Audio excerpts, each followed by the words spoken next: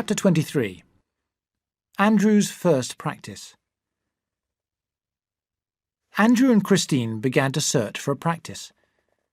They sold their car to add to their savings.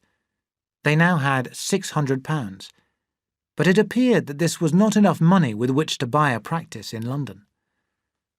Then, when they had almost lost hope, Andrew heard that a doctor in the Paddington area of London had died, and that his practice was for sale at a price which they could just afford.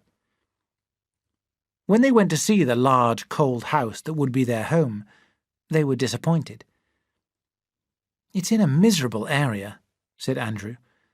Then, suddenly becoming more cheerful, he added, "But there are nice houses in the neighbourhood.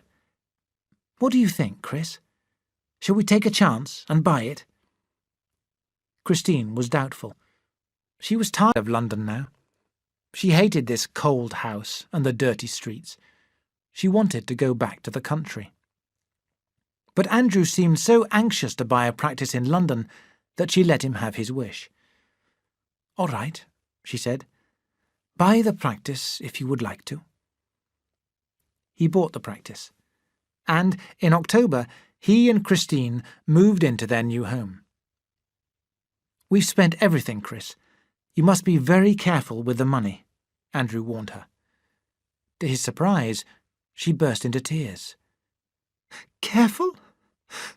Aren't I always careful?" "Chris, what's the matter with you?" "Oh, I hate this house. It's so dark and dirty. But Chris, it's the practice that's important, not the house." He held her in his arms and tried to comfort her, and still. Next morning, at 9 o'clock, he opened his surgery. His heart was beating fast with excitement. 9:30 came. He waited anxiously. It was nearly 11 o'clock now, and still no patient had arrived. Suddenly, the surgery bell rang, and an old woman walked in. She had a bad cough. Andrew examined her and then gave her a bottle of medicine, for which she paid him a small amount.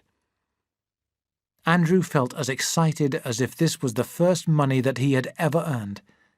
He ran to Christine and showed her the coins. "First patient, Chris. This money will buy..." That evening, 3 patients came to his surgery. But on the following day, he received no patients.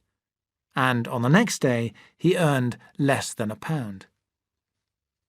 Andrew began to ask himself if he had made a bad mistake in buying this practice. He and Christine were so poor that sometimes they did not have enough to eat. They went to a cheap food shop owned by a fat little German woman who called herself Mrs. Smith for their meals. Mrs. Smith liked them and was kind to them. She became very fond of Christine, and one day she said to Andrew, "You will be all right. You will succeed. You have a good wife. Don't worry, I will send you patients." They tried to pretend that their struggles were amusing, but never had they known such hard times.